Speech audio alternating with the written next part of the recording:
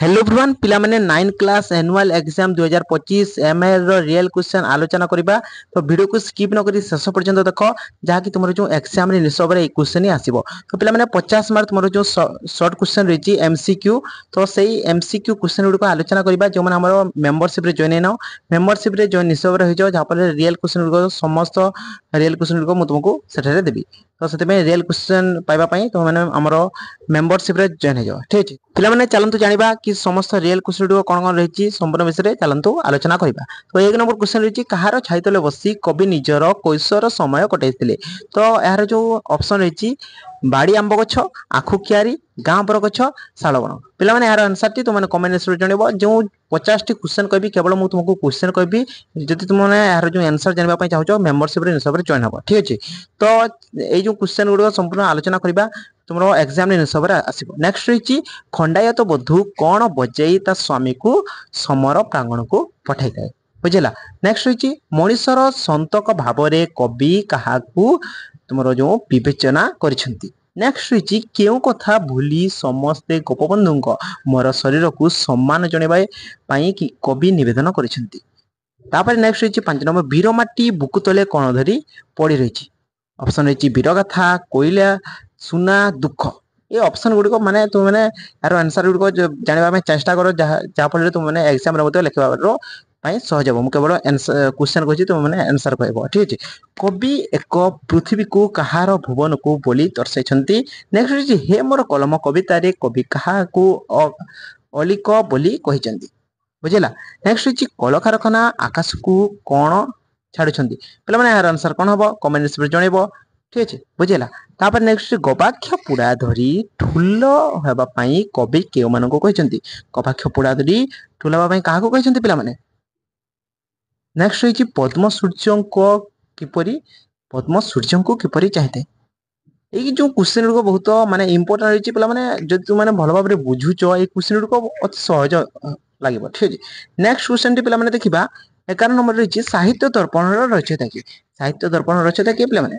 Next रही भारतीय परंपरा आदर्श कौन। नेक्स्ट रही निम्नलिखित मध्य केउटी उपेंद्र भंज रचना नुहे। उपेंद्र भंज कौन रचना करिनांती। रसिक हारबली ना कला कौतुक सुभद्रा परिणय दिग्दिगय चिंतामणि। तो पिला माने कौन कमेंट्स रे जानबो। नेक्स्ट रही स्वाधीनता प्राप्ति परे केते ख्रीष्टाब्द रे अर्थनैतिक योजना आरंभ हला। 15 नंबर रही केउ बंधु प्रकृत बंधु पदवाच्य बुझेला।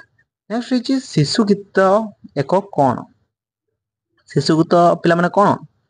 नेक्स्ट रही केउथिरे शासनर गौरव न थाए। नेक्स्ट रही दरिद्र कुटीर बड़ निधि किए। नेक्स्ट रही अबाहमान कालरू मनीष काहाकू सम्मान दे आसी बुझेला। काहाकू पिला माने सम्मान देछि शक्ति को ना ज्ञान को बुद्धि को धर्म को ठीक अछि। यदि तुमने आंसर जे जानू न ताले मेंबरशिप रे जॉइन हो पिला माने संपूर्ण रियल क्वेश्चन आंसर संपूर्ण में से कहि दिबा। जदि कमेंट करबो हमर जदि अधिक कमेंट करबो ताले मु हमर चैनल रे मध्ये अपलोड कर देबी आंसर गुडी।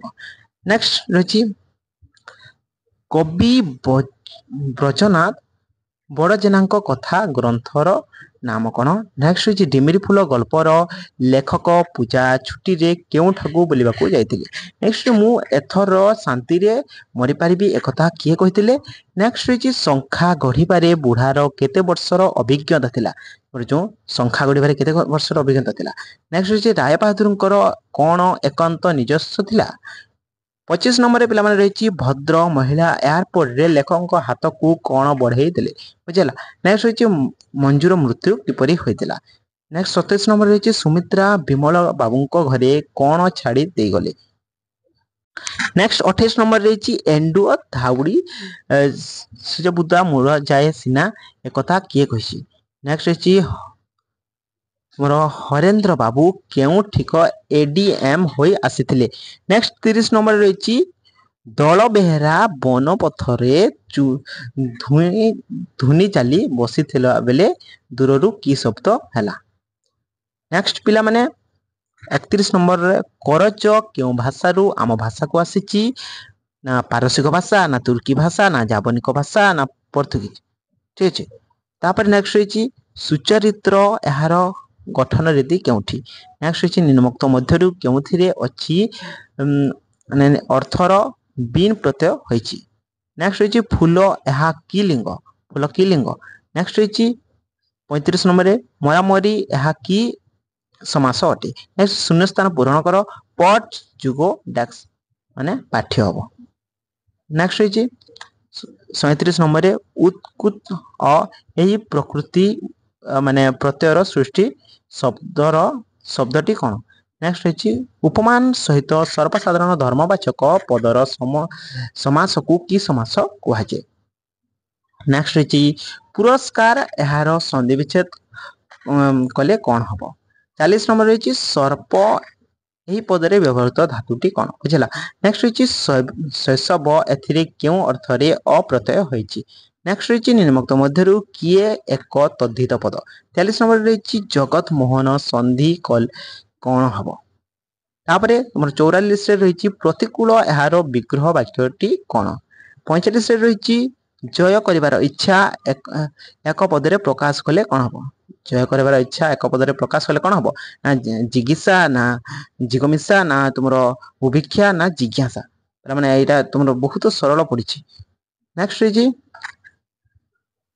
तुम 44 नंबर अतिशय बुझाइबा धातुरे क्यों प्रत्यय जोग करा जाए तापर नहीं अच्छे तुम आजिकल घरे घरे बिजुली बत्ती जलानी रेखांकित पदर सकार विभक्ति निर्णय कर जो घरे घरे तुम जो विभक्ति निर्णय कर नेक्स्ट रही 48 नंबर तुम से तांको परिश्रमर फल पाइले ए वाक्य व्यवहृत परिश्रमर कि प्रकार संबंध पद अटे परिश्रम कि प्रकार संबंध पद पे लिखिबो नेक्स्ट रही अपादान कारक क्यों विभक्ति अपादान कारक क्यों विभक्ति ना चतुर्थी ना पंचमी ना द्वितीय ना प्रथमा नेक्स्ट रही माँ कांथ बुला को लुगा देले रेखांकित पदटी क्यों कारक जो कांथ वाला रही कंथा वाला जो रही सॉरी कंथा वाला जो रही तार जो पदटी क्यों कारक बुझला तो पिला माने एटा थिला तुमरो जो 50 टी एमसीक्यू तुमरो नवम श्रेणी एग्जाम 9 क्लास रो एग्जाम पाई बहुत इंपोर्टेंट पिला माने